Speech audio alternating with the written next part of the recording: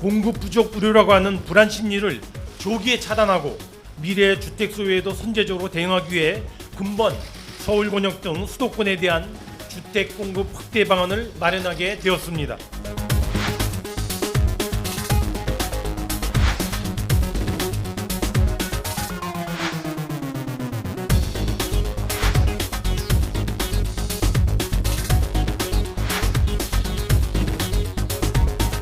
때 원칙하에 그간 주택 수요와 공급 양 측면에서 다각적인 노력을 기울여 왔습니다. 금년 발표된 6.17 대책, 7.10 대책 등 수요 관리 대책들은 주택 투기에 대한 기대 수익률을 확 낮추어 투기 수요를 차단하겠다는 정부 의지를 시장에 보여주는 조치였습니다.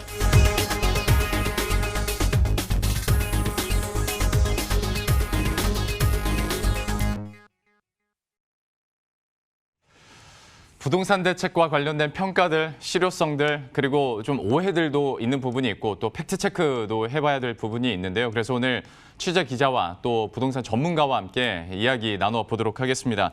명지대학교 부동산학과 권대중 교수 그리고 김현희 기자와 함께합니다. 어서 오십시오. 안녕하세요. 네, 안녕하세요. 네. 특히 교수님을 저희 프로그램에서 이제 요즘 들어서 더 자주 모시게 되는 것 같은데 네. 이 말인즉슨 그만큼 부동산 대책이 자주 나온다는 반증이 될 수도 있을 것 같고 때문에 시장에서는 좀 헷갈리는 부분도 있고 혼란스러운 부분도 있을 텐데 일단 어제 나왔던 대책들을 중심으로 좀 여러 가지 좀 질문을 드릴 테니 또 허심탄회하게 이야기하는 시간 가져보도록 하겠습니다. 먼저 김현희 기자가 어제 나왔었던 그 대책 골자들 좀 소개를 해주시겠어요? 지금 문재인 대통령이 새롭게 택지를 발굴하라라고 지시한 지 거의 한 달 만에 이제 13만 가구가 조금 넘는 규모의 택지 후보지들이 발표가 드디어 됐습니다. 이 홍남기 부총리가 가능한 모든 수단을 검토했다 이렇게 여러 번 강조를 한 만큼 거의 긁어냈다라고도 좀 볼 수 있겠는데요. 예. 이 면면을 좀 살펴보자면은 이제 신규 택지가 3만 3천 가구 정도 포함이 됩니다. 가장 큰 규모가 그동안 얘기가 많이 나왔었던 태릉 골프장인데요. 육사 등과의 연계 개발은 하지 않고 이곳에서만 한 10,000 가구 정도의 주택이 공급될 예정입니다. 그다음에 용산 캠프킴 같은 경우에도 미군으로부터 반환을 받으면은 3,000 가구 이상의 택지를 조성을 하게 되고요. 이 외에도 조달청이라든지 과천, 청사 같은 공공기관 이전 부지 또는 마포구에 있는 서부 면허 시험장이나 과거에 랜드마크로 좀 개발을 하려고 했던 그런 유휴 부지 같은 곳들이 많이 포함이 됐습니다. 또 두 번째로는 3기 신도시의 용적률을 좀 높이고 또 기존에 발표했던 택지들 또 용적률을 높여가지고 고밀 개발을 한다 이렇게 해서 24,000 가구를 좀 추가로 공급을 할 수 있고요. 예. 이 외에도 오래된 공공 임대주택을 다시 재건축한다라든지 여러 가지 규제를 좀 완화해서 추가로 5,000 가구 이상을 좀 공급하겠다 이런 얘기를 했습니다. 이렇게 말한 물량들이 지금 6만 가구가 채 안 되는데요. 나머지 가장 많은 부분을 차지하는 것이 바로 공공 재개발 재건축 방안입니다. 이 방안을 통해서 7만 가구 정도 공급하겠다라는 계획입니다. 예. 그 앞에서 저희가 이지한 기자의 리포트도 잠깐 봤습니다만은 얘기가 나온 김에 그 공공 재건축 재개발과 관련된 내용들 조금만 더 첨부를 해보고 그다음에 여기에 대해서 평가 들어보도록 하죠.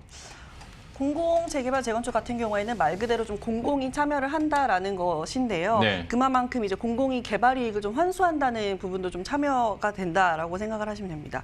이번에 새롭게 공공 참여형 고밀 재건축이라는 제도가 좀 발표가 됐는데 용적률을 300에서 최고 500%까지 높여주고 층수도 50층까지 좀 지을 수 있게 해줍니다. 예. 대신에 늘어날 용적률의 50에서 70% 정도는 공공이 이제 기부 체납으로 환수를 해서 그 부분에 공공 임대, 그다음에 공공 분양 주택을 절반씩 짓게 됩니다.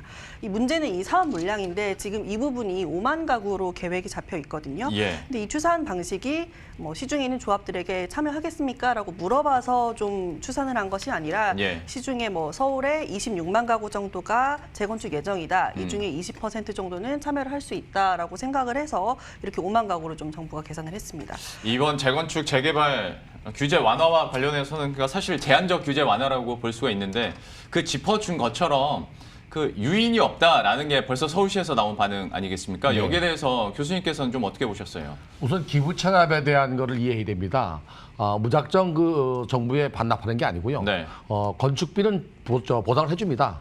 그리고 나머지 부분을 이제 무상 기증하는 건데 이번에 나온 내용 중에서 증가되는 용적률의 50%를 기부 철합하고 또는 많이는 70%도 하는데 어제 홍남기 부총리가 발표한 내용 중에서 그러고 개발 이익이 남으면 90% 환수하겠다 그랬습니다. 그리고 또 재건축 초과이익 환수제가 아직 살아 있잖아요. 예. 그래서 어떻게 보면은 그 고밀 재건축을 한다 하더라도 공공 참여를 원하겠느냐. 그리고 이렇게 기부 철합이 많고 개발 이익까지 환수한다면 조합원들이 원하겠는가 하는 게 좀 문제입니다. 예. 특히 이제 이래 고밀 개발하는 것 자체가 아무 아파트나 되는 게 아니고요. 되게 역세권에서 가까운 역세권 아파트 중심으로 갈 거란 말이죠. 예. 그러면 오히려 랜드마크가 될 수 있고 부동산 가격이 올라가는 지역에서는 또 고가 아파트 형성되는 지역에서는 아마 반대할 확률이 높습니다. 예. 네. 하다 보니까 이제 실효성 문제, 누가 이걸 좋아하겠느냐, 뭐 이 사업에 참여를 하겠느냐라는 얘기를 당연히 할 수밖에 없고. 다만 이제 사실 숫자로만 봤을 때 솔깃했던 것은 용적률 상향 뭐 500%와 함께 드디어 이제 50층 얘기가 네, 나오다 보니까 네. 그 헤드라인으로 치면 굉장히 규제가 많이 완화된 듯한 느낌이고 뭐 스카이라인이 바뀔 것처럼 얘기가 되는데 사실 이것도 제한이 근데 있는 거 문제는 아니겠습니까? 이제 일반적으로 그 수도권 정비 계획법상 과밀역적 과정은 2004년도 이후부터 예. 주거지역이 1, 2, 3종으로 그 종세분화되면서 최고로 많이 질 수 있는 게 250%였습니다. 네. 그러니까 주거지역으로는 500%를 못 해줍니다. 법으로. 네. 그래서 주거지역을 만약에 그 개발하려면 준주거지역으로 개발을 바꿔야 됩니다. 용도 변경을 해야 되고요. 그러니까 일반적인 주거지역 2종, 3종은 해당이 안 된다고 봐야 돼요. 예. 역세권에 있는 것은 이제 용도를 변경해서 용도지역을 준주거지역 바꿔서 가능한 얘기고요. 예. 2004년도 박원순 시장 당시에 2030 계획에 의해서 원래 2004년도 이전에는 서울의 주거지역이 49층까지 지을 수 있었습니다. 근데 이 당시에 35층 서울 스카이라인을 정하는 바람에 이제 그 이하가 됐는데요. 네. 이번에 만약에 용적률을 50%까지 올린다는 얘기는 준주거적으로 용도 변경해서 400%인데 500%까지 하겠다는 얘기입니다. 예. 그리고 높이도 50층까지 짓게 하는 건데 용적률이라는 것이 지상 면적의 합계거든요. 네. 지상 면적의 합계가 늘어난다 하더라도 층수를 제한하면 많이 질 수가 없는데 50층까지 늘리면 건물을 많이 질 수 있어요. 문제는 수익성이 문제입니다. 그래서 지금 그 중고층 아파트 중에서 재건축을 하는 경우에 추가 부담금이 나오는 지역이 있어요. 네. 이럴 경우는 이제 이 그 공공 재건축으로 가게 되면 추가 부담이 적어질 수 있기 때문에 응할 수도 있겠죠. 예. 그러나 고가 아파트나 또는 개발 이익이 남는 지역은 반대할 가능성이 높습니다. 그러면 만약에 응할 경우에 네. 정부에서 바라지 않던 뭐 부작용인 투기와 관련해서도 현상이 일어날 수도 있는 겁니다. 가장 큰 문제는 뭐 기존에도 재건축 사업이나 재개발 사업이 되면 주변 지역은 집값이 올라갑니다. 그렇죠. 예. 네. 근데 더군다나 이제 고층 아파트가 되고 랜드마크가 된다면 당연히 투기가 먼저 일어날 가능성이 있고요. 또 하나는 이렇게 늘어나는 용적률만큼 세대수만큼 환경 문제나 교육 문제나 교통 문제가 발표되지 않았어요. 그래서 제 생각에 교통 문제 때문에 역세권에 개발하지 않겠나. 특히 이제 상암동 주변 지역에는 미분양 탁지라든지 좀 개발되지 않은 서부 면허시험장 같은 경우는 세대수가 꽤 많아요. 예. 이런 경우는 이제 학교 문제가 있을 수 있어요. 네. 아파트만 짓기 때문에. 또한 이제 강남 지역의 한 3천 가구 중에서 서초 외교센터 같은 경우는 뭐 600가구밖에 안 되지만 너무 위치가 좋습니다. 예. 반포의 조달청 자리도 서울 조달청 자리도 선모병원 앞에 너무 좋은 자리입니다. 1,000가구밖에 안 됩니다. 예. 이런 경우에 과연 임대 아파트나 공공 분양 아파트를 지었을 때 주민들이 얼마나 호응하겠는가. 그래서 이런 부분도 남은 숙제라고 보여지고요. 단지 우리 그 기자님께서 아까 말씀하신 대로 타릉 같은 경우는 이제 그린벨트 지역이었잖아요. 네. 개발 제한 구역이었는데 이 개발 제한 구역은 서울시도 반대했고 또 시민단체도 했었는데 그래서 지역 주민들도 반대했기 때문에 50%만 개발하고 예. 50%는 공으로 녹지로 만들겠다고 하거든요. 이 지역은 이제 문제가 뭐냐면요. 어제 교통 대책은 일부 있긴 합니다만은 동쪽으로는 구리 갈매지구가 있고요. 네. 북쪽으로는 남양주 또 별내주가 있습니다. 네. 타릉 지역과 어우러져 상당히 큰 주거 지역이 되기 때문에 교통 문제가 해결되지 않으면 그 지역은 공급되더라도 또 문제가 발생할 수 있어요. 또 교통 대란이다 보다 해서 네, 이제 그래서 또 비판이 나오고 이번에 그 13만 2천 가구 신규 공급하는 지역은 예. 교통 문제나 환경 문제, 교육 문제가 선행돼야 될 숙제를 안고 있다고 봐야 돼요. 예, 역시 숙제에 대해서도 한번 얘기를 들어봤고 사실 정부에서 부동산 대책을 쏟아내고 있지만 시장에서는 정부가 바라지 않았던 현상들이나 반응들로 자꾸 피드백을 해주니까 여러 가지 문제점들을 제기할 수 있을 것 같고 그다음에 좀 매력적인 지역에 대해서도 잠깐 얘기를 해주셨는데 저도 보니까 어제 발표 이후에 벌써 언론 기사 통해서 어디가 이제 관심 더 많이 받게 될지 지역을 지도로 아주 상세하게 그려놓은 기사들이 많이 나오더라고요. 네. 벌써부터 이제 다른 쪽으로 투기 과열에 대한 좀 걱정들도 그래서 나오고 있는 것 같고. 근데 하다 보면 또 한 번 정부에서 잡을 수 있는 것이 토지거래 허가구역 네. 지정 검토 있지 않습니까? 네. 진짜 끝까지 이미- 간다는 건데. 네, 이미 그 강남의 청담동이나 대치동이나 또는 뭐 잠실까지도 4개 동이 지금 투기 과열 지금 토지거래 허가구역으로 지정했는데요. 예. 아마 규모가 있는 지역 집값이 계속 오른다면은 그럴 가능성이 있습니다. 네. 특히 이제 과천 같은 경우도 마찬가지고, 뭐 500세대, 1000세대는 안 할 수 있는데요. 주변 지역의 집값이 덩달아 올라간다면, 상승한다면 이렇게 토지거래 허가구역으로 지정할 가능성 없잖아 있습니다. 예.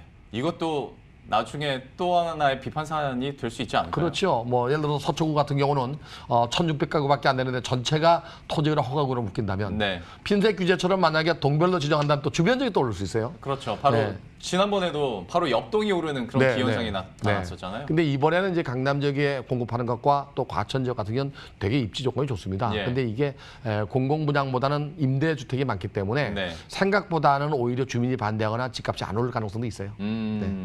주민 반대 때문에 네. 그러겠네요. 현실적인 부분도 한번 고려를 해야 될 것 같고, 이거는 사실 시나리오 쓰자면 뭐 한도 끝도 없어서 네. 이 정도로 마무리 짓고 네. 다른 내용도 한번 짚어보도록 하겠습니다. 2030을 잡기 위한 정책들도 사실 있었습니다. 생애 최초 주택 구입자나 신혼부부에게 주택 공급을 늘리겠다라는 내용들도 나왔었는데, 김현희 기자가 관련해서 이 부분도 좀 정리를 해주시겠어요? 어제 정부가 발표한 것 중에 이제 지분 적립형 분양주택이라고 해서 새로운 좀 개념을 내놓긴 했는데요. 예. 지금 같은 경우에 아파트를 좀 분양을 받으려면은 뭐 2, 3년에 걸쳐서 계약금, 중도금 그리고 잔금까지 한꺼번에 좀 납부를 해야 되잖아요. 네. 근데 이제 뭐 좀 청년층 같은 경우에는 그런 부담을 좀 덜어주겠다라고 해서 이 지분 적립형 같은 경우에는 최소 10년 이상 장기간에 걸쳐서 좀 대금을 낼 수 있도록 한 겁니다. 예를 들어서 뭐 분양가가 5억 원인 아파트다라고 한다면은 뭐 1, 2억 정도만 먼저 내고 들어가서 살면서 나머지 부분들을 좀 나눠서 천천히 이제 좀 취득을 하게 된다. 그렇게 네. 말해서 지분 적립형이 되는 건데요. 이 살면서는 취득 못한 지분에 대한 부분을 뭐 임대료처럼 이렇게 돈을 좀 내게 됩니다. 대신에 이제 장기간 뭐 전매 제한이라든지 뭐 거주 의무 같은 거를 좀 신설을 해서 그동안 이제 뭐 분양한다, 공공 분양한다라고 하면은 이제 시세보다 분양가가 낮기 때문에 로또 분양이다 이런 비판이 굉장히 많았잖아요. 예. 그래서 그런 부분들을 좀 방지하겠다라고 하는 건데, 일단 서울시 계획으로는 뭐 노원구의 하계 5단지 같은 경우를 좀 시범 단지로 좀 삼아서 뭐 2028년까지 17,000가구 정도 공급한다라고 하는 건데, 과연 뭐 청년층의 뭐 호응은 아무래도 뭐 뜨거울 수밖에 없다 이렇게 예상이 됩니다. 지분 적립형과 관련해서는 이것도 좀 선택지가 몇 가지 있던데, 그 전에 이 전부터 현 정부에서는 어떤 생애 최초 주택 구입자나 신혼부부에 대해서는 공급을 늘리겠다는 뉘앙스는 계속 해왔지 않습니까? 근데 나왔던 지적이 아니, 공급을 늘리면 뭐하냐, 신혼부부들이 총알이 없는데 네. 그러면 이건 백약이 무효한 거 아니냐라는 지적들이 있었거든요. 그러니까 이런 뭐 지분 적립형 분양주택 아이디어 이전 그런 정책들에 대해서 교수님께서는 좀 어떻게 보셨는지 이것부터 궁금해서요. 우선은 그 2017년도 11월 19일 날 정부가 내놓은 대책이 있어요. 주거복지 예. 로드맵. 그게 100만 가구 중에서 청년 임대주택이 30만씩이나 되고요. 네. 신혼부부 주택이 20만 가구입니다. 예. 그리고 지난 그 21대 국회 전에도 역시 10만 가구 중에서 청년주택과 신혼부부가 10만 가구가 있습니다. 합쳐서 한 55만 가구, 거의 60만 가구까지 되는데요.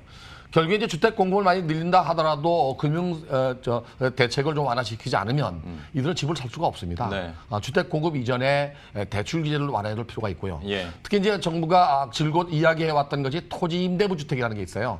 토지는 공공기관이나 정부가 가지고 있고 건물만 분양하는 거죠. 예. 임대주택 형태입니다. 이런 걸 한 번 더 나가서 이제 계약금을 20% 30% 내고 20년 동안 거주하면서 분할 납부하는 게 바로 이제 이번에 나온 대책인데요. 예. 정책인데요. 이거 역시 마찬가지로 과연 20년 동안 불완전 소유권을 살겠느냐.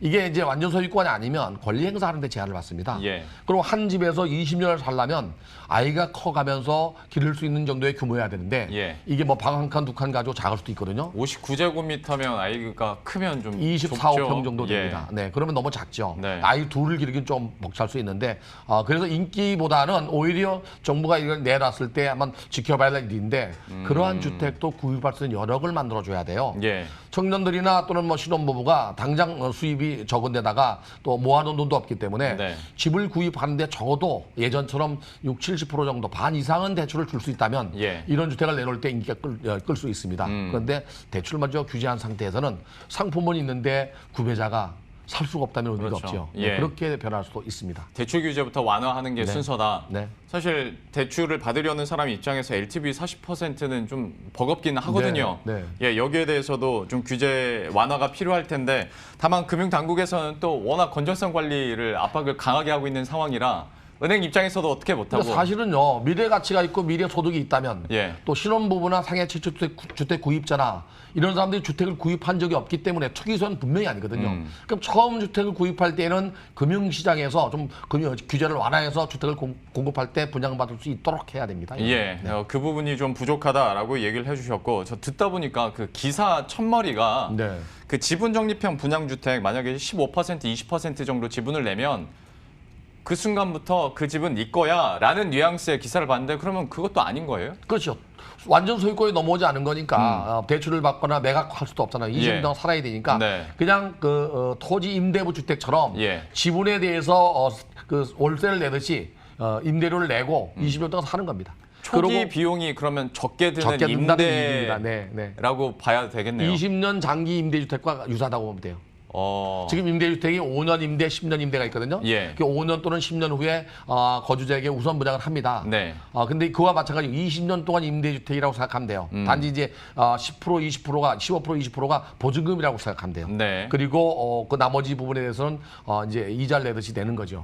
그러고 돈이 생기면 중간중간 내서 20년 후에는 완전 소유권 되는 겁니다. 그러니까 젊은 부부 같은 경우에는 당장에 현금이 없고 그리고 대출도 막혀 있으니 이런 방법을 하나 제시를 한 건데 뭐 임대 들어가는 것과 비슷하게 내 집 같은 기분을 만끽하면서 그냥 그렇죠. 들어가는 임대 근데 사업이 가장 될 수 부담스러운 있겠네요. 게 이제 돈을 늦게 나누어 낸다는 것도 좋지만 예. 20년 동안 산다는 게 부담스러울 네. 수 있어요. 맞벌이 부부들이 적어도 융자를 좀 받고 그러면 보통 10년 내에 집을 살 수가 있거든요. 네. 한 10년 정도로 이렇게 기간을 단축시킨다면 인기를 끌 수도 있습니다. 예, 이것도 좀 미세 조정이 필요하긴 하겠네요. 네, 예, 지분 적립형 분양주택. 근데 새로운 또 아이디어다 보니까 여기에 대해서 궁금하실 분들이 많아서 여기에 대해서 한번 얘기를 해봤고요.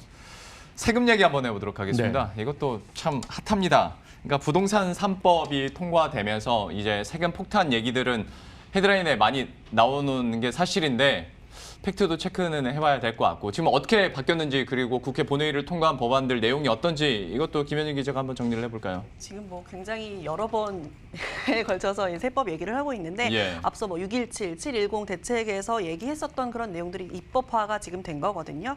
이 뭐 부동산 취득, 소유, 뭐 처분 전 단계에 걸쳐서 세금을 올리는데 우선 부동산 3법의 경우에는 최근에 뭐 소득세법, 법인세법, 종합부동산세법 등등 뭐 전부 다 세금과 관련된 내용입니다.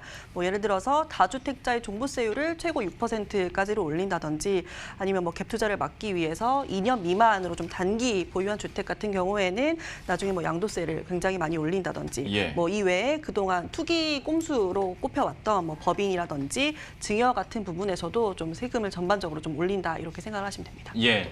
다만 이제 시장에서 그리고 전반적인 국민 정서가 이제 전 국민이 세금 폭탄을 맞는 것처럼 이렇게 과장되는 부분도 없지 않아 있습니다. 물론 김현희 기자 그 보도 내용 중에는 그런 걸 저는 못 봤습니다만은 다른 언론사의 뭐 헤드라인들을 보면 세금 폭탄 때문에 다 죽는다라는 식으로 좀 과장이 되는 부분도 있던데 이게 어쨌거나 세금이 늘어나는 그 대상이 고가주택 그러니까 9억 원 이상이거나 아니면 2주택자 수도권에 있는 혹은 3주택자에 대한 세금이 늘어나는 거지 않습니까? 그거 말고도 있습니다. 문재인 정부 들어와가지고 예. 공시지가 현실화, 공시가격 현실화를 하고 있습니다. 네. 그러니까 이게 일반적으로 이제 공시가격 같은 경우는 아파트가 보통 한 67, 8%였는데 예. 금액별로 지금 85%까지 올리고 있거든요. 예. 계속 현실화시키고 있습니다. 여기에 대한 세율 인상이 굉장히 큽니다. 예, 여기다가 예. 공정가액 비율이 작년에 80%였는데 올해 85% 또 5% 올렸습니다. 내년에도 또 5%로 90%가 됩니다. 예. 그러니까 공시지가와 공시가격도 올라가면서 공정가액 비율도 올라가죠. 네네네. 여기에다 세율까지 올라갑니다. 종합부동산세 같은 경우는 원래 0.5%였는데 1주택자가 네. 1주택자도 0.6%로 올렸습니다. 예. 물론 이제 다주택자는 2배인 1.2에서 4%, 6%까지 올랐어요. 네네. 6% 올렸기 때문에 다주택자는 정말 세금 폭탄일 수 있어요. 예. 세율만 올린 게 아니라 공시가격도 올라가고 또 역시 마찬가지로 공시지가가 올라가기 때문에 예. 그래서 이렇게 이제 세율을 올려서 주택 시장을 안정화시키는 것은 사실은 한계가 있어요. 이 세율을 한번 올라가면 내려오지 않거든요. 그러다 보니까 이제 다주택자들은 정말 보유할지 또는 매각할지 고민스러울 겁니다. 그 공시가격 현실화와 관련해서는 사실 뭐 정부 초기 때부터 기조였었으니까 뭐 네. 그렇다 치더라도 이번에 부동산 3법을 통해서 세법이 개정되면서 어쨌거나 뭐 법인세나 양도세 폭탄을 맞는 게 얘기해 주신 것처럼 다주택자일 텐데 그러니까 뭐 이런 수치를 계산해 보면 우리나라 국민의 1%만 해당되는 이야기다. 그러니까 나머지들은 그렇게 세금이 크게 오르지 않는다라는 얘기들도 하거든요. 뭐 이게 팩트 체크가 되는 거기도 하고 여기에 대해서는 좀 어떻게 평하시는지 궁금하네요. 아마도 지금 이제 어제 통과된 지방세법, 취득세와 관련된, 네. 그다음에 이제 법인세법, 법인 소유와 관련된 것, 그다음에 이제 종합부동산세, 이거는 이제 고가주택에서 매기는 건데요. 고가주택인 종합부동산세는 이제 다주택자한테 아주 중과세가 됩니다. 예. 1가구 3주택자 같은 경우는 뭐 세율이 그 규제 지역에서는 72%까지 나옵니다. 그래서 양도세를 줄이기 전에 아마도 증여하지 않겠나. 증여세도 물론 올랐지만 그보다 네. 쌉니다. 어쨌든 간에. 그리고 1가구 2주택 같으면은 내년 5월 말까지 매도할 가능성이 높아요. 내년 6월 1일 기준으로 12월 1일부터 12월 15일까지 부과되는 세금이기 때문에 예. 당장 적용하는 건 아닙니다. 예. 그래서 정부가 한 1년 가까이 거의 한 10개월 이상 매도할 기회를 주는 것 같고요. 취득세는 뭐 취득세는 당장 적용합니다. 예. 1주택자가 주택을 구입하게 되면 취득세가 8%입니다. 그리고 만약에 이제 3주택 되면 12%까지 올라가죠. 네. 여기에다 매각하는 것도 1년에 매각하면 양도 차익의 70%, 또 2년은 60% 되게 강화시켰어요. 예. 그래서 이 세금이 상당히 많이 올라갔기 때문에 시장은 아무래도 좀 움츠러들지 않겠나. 이 부동산 3법 중에서도 임대차 3법이 부동산 전월세 신고제, 그다음에 전월세 계약갱익청과 이제 상한제인데요. 예. 이것 때문에 전세가 반전세로 월세로 가속되는 게 아니고 세금을 올려서 전세가 반전세로 월세로 가속될 가능성이 높습니다. 예. 얘기가 나왔으니 임대차 3법으로 네. 넘어가 보도록 하겠습니다. 네. 근데 그 임대차 3법 때문에 전세 시장이 망가진다라는 헤드라인이 역시 많길래 네. 한번 질문을 드려보는 건데 일단 좀 취재를 해보면 임대차 3법과 관련해서는 분위기가 좀 어떻습니까? 이것도 사실은 뭐 법 시행이 지금 당장 지난달 말부터 되고 있기 때문에 아직 뭐 도입 초기라서 좀 뭐 예단을 해서 얘기할 수는 없지만은 예. 아무래도 아직까지 들려오는 얘기는 좀 부정적인 것 같아요.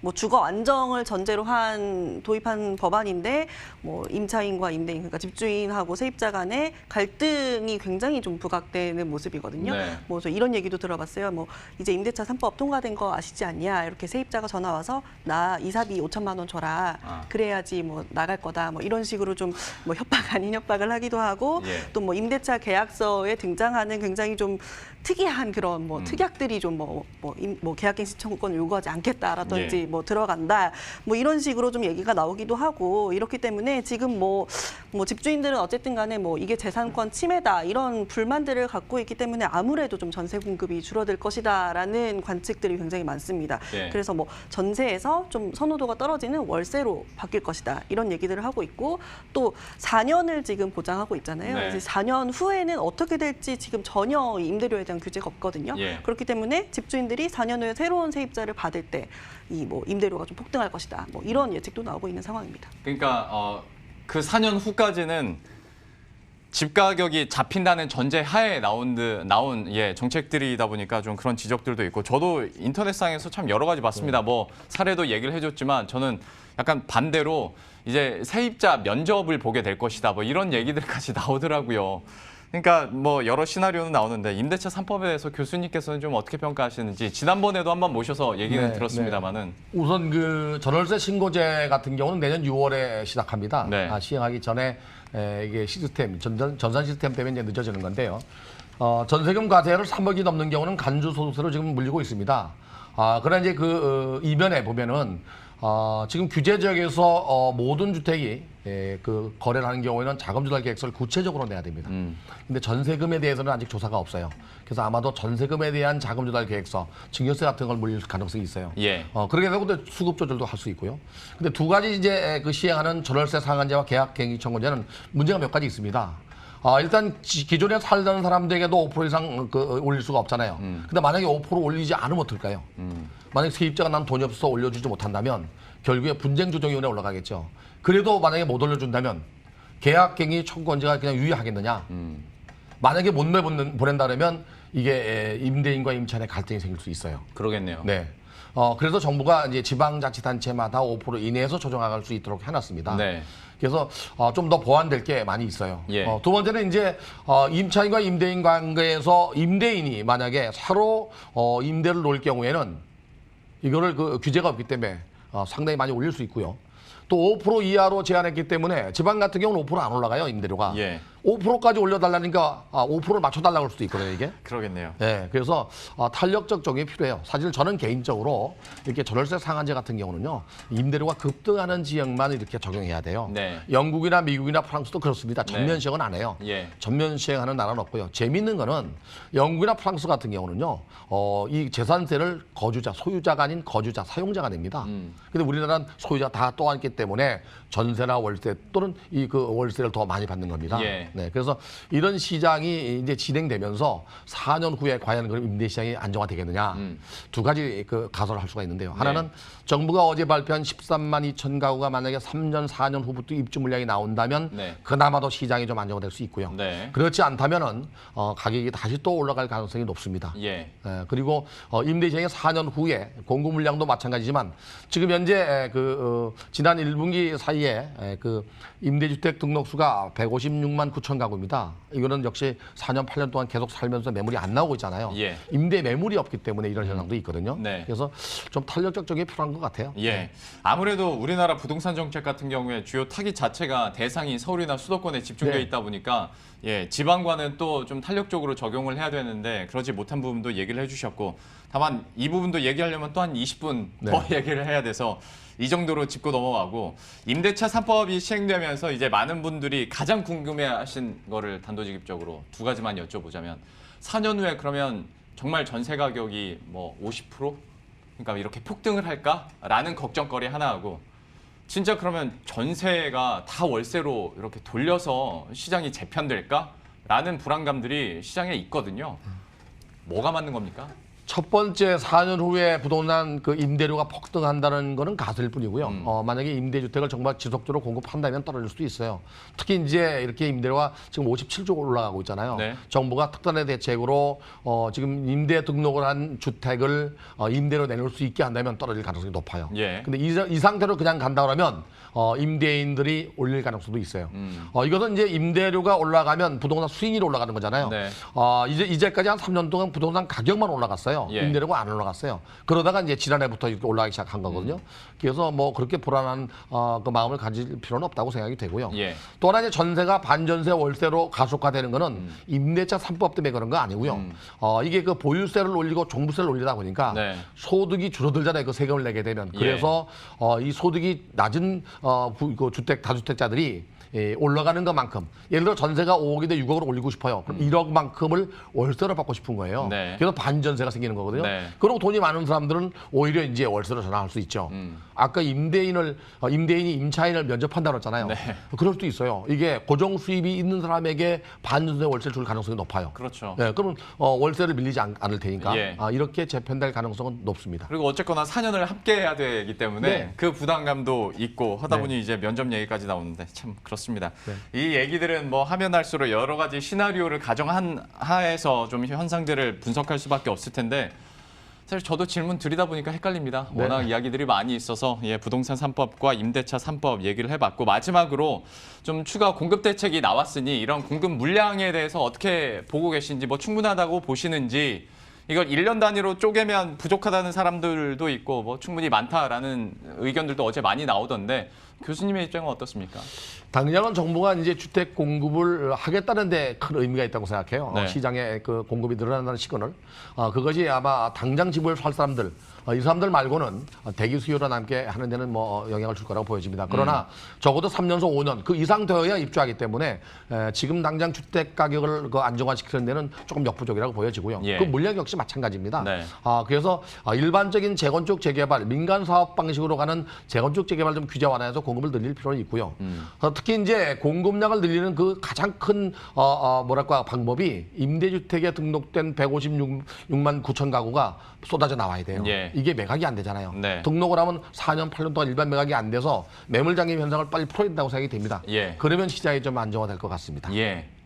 죄송한데 하나만 더 네, 네. 전혀 다른 얘기긴 한데 네. 재건축 재개발 규제 완화와 관련해서 그러면 향후에 앞에 공공자가 좀 떼진 규제 완화도 가능할 거라고 보십니까? 저는 이번 정부는 그렇게 안 할 거라고 보여지는데 지금은 어떤 대책을 내놔도 부동산 가격을 잡을 수 없습니다. 제 개인적인 생각은. 예. 왜 그런가 하면 유동성 자금, 유통자금이 3,000조가 넘잖아요. 네. 지금 유동성 자금, 여유 자금이 1,000조가 넘습니다. 이 유동성 자금을 정부가 좀 끌어들일 수 있는 대책을 내놔야 됩니다. 예. 예를 들면 지방채를 발행하거나 국채를 발행해서 좀 끌어들이고 그거를 자영업자나 또는 그 중소업자한테 저리로 융자를 주면 경제도 살릴 수 있고 부동산의 유동성 자금을 줄인다면 시장이 안정화될 겁니다. 알겠습니다. 관련해서 추가 질문도 한번 들어봤고요. 참 여러 가지 이야기 나눴는데 말씀 설명 잘해주셔서 감사합니다. 명지대학교 부동산학과 권대중 교수 그리고 김현희 기자와 함께했습니다. 오늘 말씀 고맙습니다. 감사합니다. 그럼 저희도 여기서 인사드리도록 하겠습니다. 식사 맛있게 하시고요. 저희들은 내일 이 시간에 또 새로운 전략과 소식들 들고 다시 찾아뵙도록 하겠습니다. 시청해주신 여러분 고맙습니다.